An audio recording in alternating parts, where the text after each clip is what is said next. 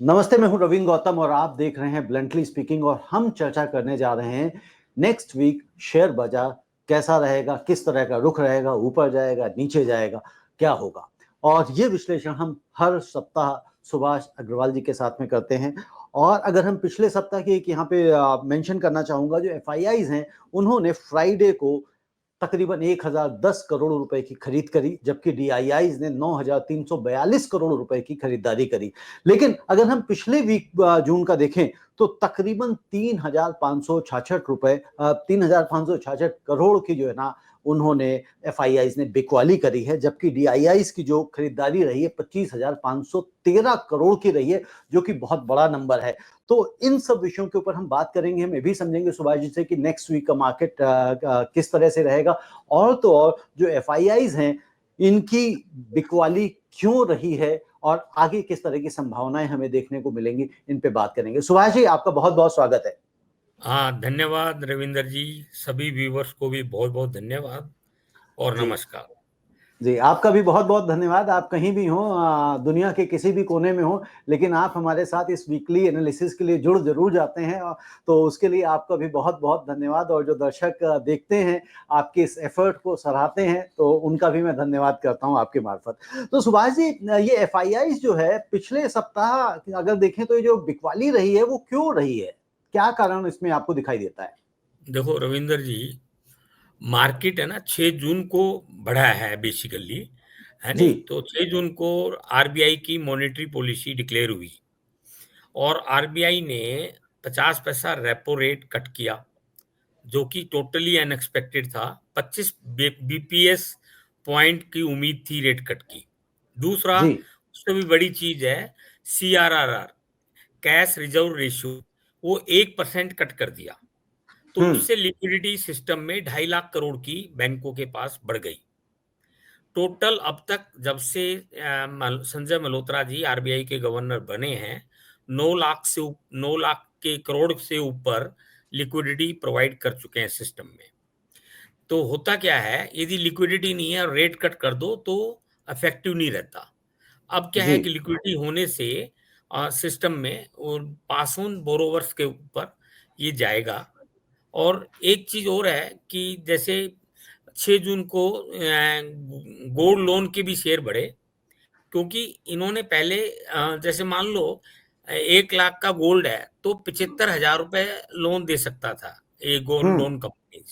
जी। अब वो 85,000 दे सकते हैं, 75,000 नहीं, ओके, 85,000। मतलब तो 75% की टू जगह वैल्यू 85% दे सकते हैं। हाँ, लोन टू वैल्यू 75 से 85% कर दिया।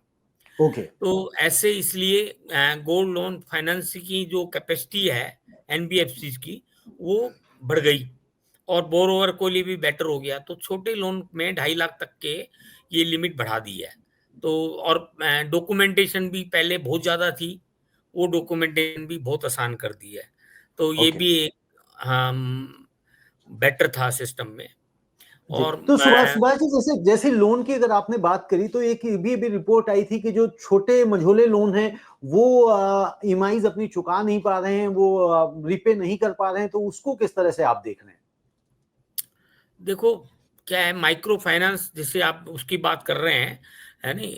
तो जी। बेसिकली जो माइक्रो फाइनेंस कंपनी है उनके एमपीएस बढ़ गए हैं और अ, वो नहीं चुका पा रहे हैं और ये ऐसे माइक्रो फाइनेंस कंपनियों को लॉस हो रहा है। तो ये एक रैकेट है जो कि नॉर्दर्न इंडिया में ज़्यादा है in comparison to southern and other states. तो इसमें ओके। यूपी, बिहार, इनमें ज़्यादा ऐसा हो रहा है। तो ये एक माइंड सेट बन जाता है लोगों का कि भाई या गुंडागर्दी स्टार्ट हो जाती है कि भाई माइक्रो फाइनेंस कंपनी का पैसा मत दो, कुछ नहीं होगा। और वहां पे उनको एंटर नहीं किया करने दिया जाता, उनके जो कलेक्शन के लिए जाते हैं और वो वापस भगा दिए जाते हैं। तो इस तरह की हम्म। चीजें हैं।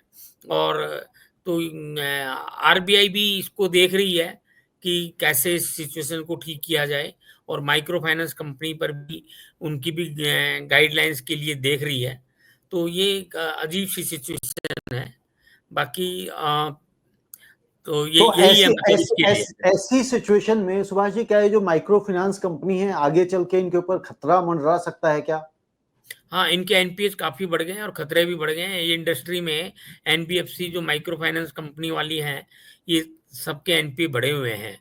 तो जी। क्योंकि इंडस्ट्री के हिसाब से ये सही चीज़ नहीं है।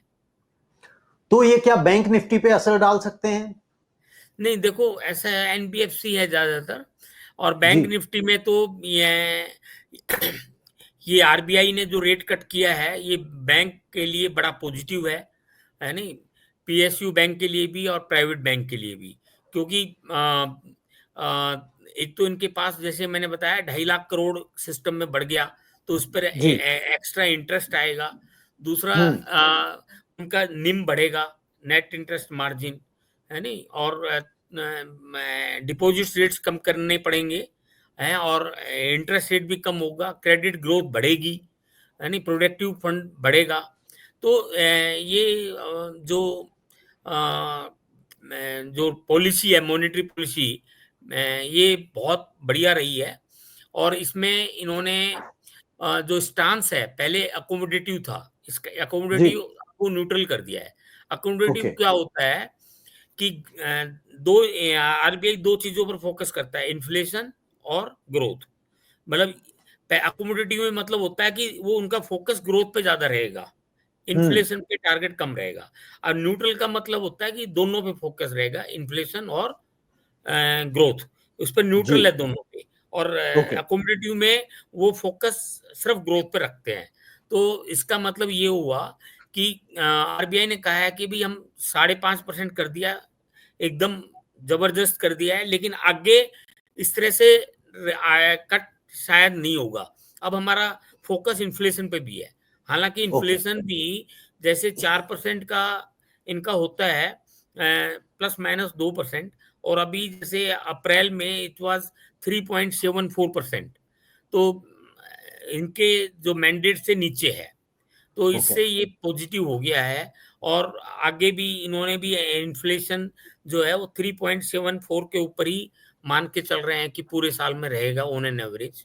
और ग्रोथ भी जो जीडीपी की है वो 6.5% रहेगी। हालांकि ओके। इकोनॉमिस्ट सर्वे के हिसाब से 6.3 से लेके 6.8 तक जीडीपी की ग्रोथ एस्टिमेट की गई है। हाँ जी। जी। तो सुभाष जी, जो एफआईआई थे जो पिछले हफ्ते, मतलब इतने डरे क्यों रहे, बिकवाली क्यों कर ली इन्होंने? देखिए, जो एफपीआई ने सेलिंग की है, एक तो वो थोड़ा सा हाई रेट पर वो एफपीआई अपने प्रॉफिट बुक करते हैं। जी। दूसरा, ग्लोबल सेंटीमेंट नेगेटिव है, बहुत नेगेटिव ओके। है ना? हम्म। तो उसको दिमाग में रखते हुए वो थोड़ी सेलिंग कर दी है। बाकी यदि आप देखेंगे ना, वीकली सेलिंग इनकी जो रही है वो 3,566 करोड़ की रही है, और जी। डोमेस्टिक बाइंग इस वीक में 25,513 करोड़ की रही है। 13 करोड़ की रही है। जी। हाँ, 25,513 जी। करोड़। और यदि जी। हम ईयर की देखें 25 में, तो एफपीआई की जो सेलिंग है 1,33,000 करोड़ की रही है। और डीआई की जो बाइंग है उसमें काफी अच्छी फिगर है।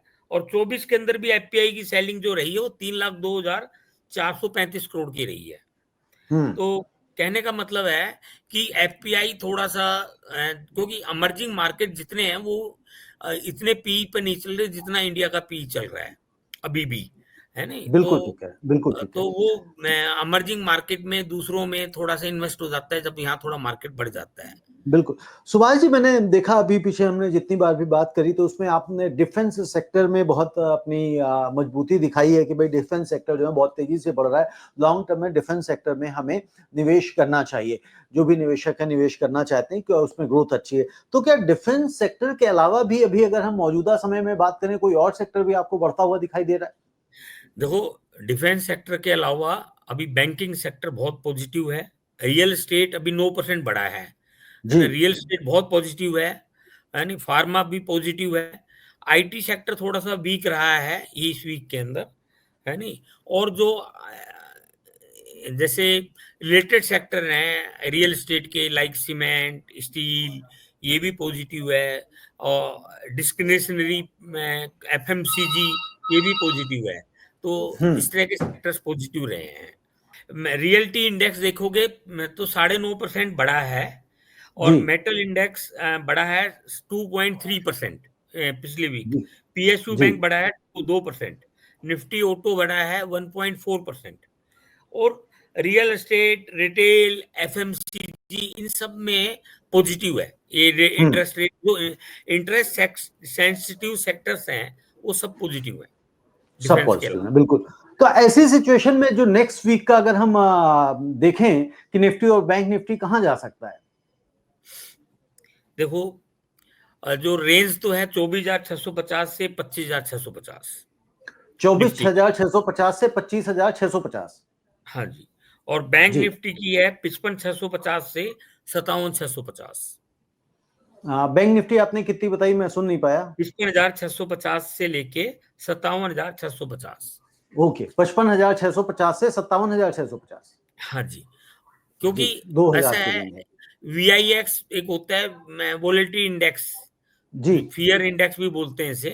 जी। ये भी 15 से नीचे आ गया है, जो कि बुल को सपोर्ट करता है। और एक होता है RSI, relative strength index. Index. ये भी है ना, 65 के आसपास चल रहा है। ये भी बुल को सपोर्ट कर रहा है। तो ओके। दोनों इंडेक्स जो है सपोर्ट कर रहे हैं। और तीसरा ये है, जितने टेक्निकल चार्ट्स हैं, 10 डेज, 20 डेज, ये सब, ये 25,100 को यदि निफ्टी तोड़ता है, तो ये 25,500, 25,650 जो मैंने आपको दिया है, इसके ऊपर जाएगा।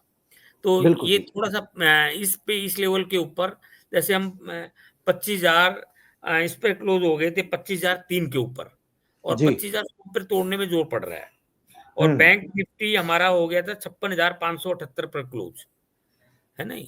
तो ये भी ऑल टाइम हाई क्लोज हो गया। और बैंक निफ्टी अब और ऊपर जाने की उम्मीद है। बैंक निफ्टी ज्यादा स्ट्रोंग है निफ्टी की बजाय। बैंक और निफ्टी ज्यादा स्ट्रांग है निफ्टी की एक बजाय, और हाँ, जिस तरह से एक आपने कहा कि निफ्टी, अगर जी। निफ्टी 50 हमने देखा था, लार्ज निफ्टी 50, वो 1% बढ़ा पिछली वीक। जी। जी। जबकि मिड कैप और स्मॉल कैप इंडेक्स, ये 2-2% बढ़े हैं, हम्म। है ना? बिल्कुल तो ठीक है। तो यानी कि दो अगर निफ्टी वेरिएशन। हाँ जी, यानी कि निफ्टी अगर 25,100 को तोड़ता है तो 25,500 या 25,650 तक हम इसको देख सकते हैं। और हाँ जिस तरह जी। से आप कह रहे हैं कि बैंक निफ्टी ज्यादा स्ट्रांग है निफ्टी की अपेक्षा, तो ये भी मतलब एक अच्छी बात है, मैं समझता हूँ निवेशकों के लिए। लेकिन मैं हमेशा इस कार्यक्रम में कहता हूँ कि भाई ये जो वीकली हमारा विश्लेषण होता है, एनालिसिस होता है, जो सुभाष जी देते हैं हमें, और ये सिर्फ आपको एक एजुकेट रखने का, आपको अवेयर रखने का माध्यम है, ना कि हम इस कार्यक्रम के माध्यम से ये कहते हैं कि आप क्या खरीदें और क्या बेचें और कहाँ निवेश करें। क्योंकि उसके लिए आपको वित्तीय सलाहकार से सलाह अवश्य लेनी चाहिए, क्योंकि आज जब हम बात कर रहे हैं और कल मार्केट में कुछ भी उठापटक हो सकती है, तो जब भी आप निवेश करें, जब भी आप ट्रेड करें, तो आप वित्तीय सलाहकार से सलाह अवश्य लें। सुभाष जी, आपका बहुत बहुत धन्यवाद है कि आप कहीं से भी हों बट हर हफ्ते जुड़ जाते हैं, तो दर्शक भी आपका इंतजार करते हैं बेसब्री से, तो दर्शकों को आप निराश नहीं करते हैं, तो उनके लिए भी बहुत बहुत धन्यवाद। नमस्ते। बहुत बहुत धन्यवाद जी, क्योंकि ये मोरल ड्यूटी बन जाती है कि ये जो वीकली देखते हैं, उनको किसी वीक पे मिस करना बहुत डिफिकल्ट है मेरे लिए। तो इसलिए मैं बिल्कुल ठीक बात। हर बिजीनेस के बावजूद आपसे यही कहता हूँ कि भाई, इस टाइम पर आप इसको इंटरव्यू को ले लीजिए, और आप भी जी। अपना कीमती समय निकाल कर उस टाइम पर अवेलेबिलिटी ले आते हैं। तो ये दोनों जी। का हमारा टीम एफर्ट्स है, तो दोनों टीम का ही एफर्ट है। वजह से ये पॉसिबल हो पाता है। तो जी। जी। बहुत बहुत धन्यवाद सभी बहुत व्यूअर्स बहुत को। धन्यवाद सुभाष जी। धन्यवाद।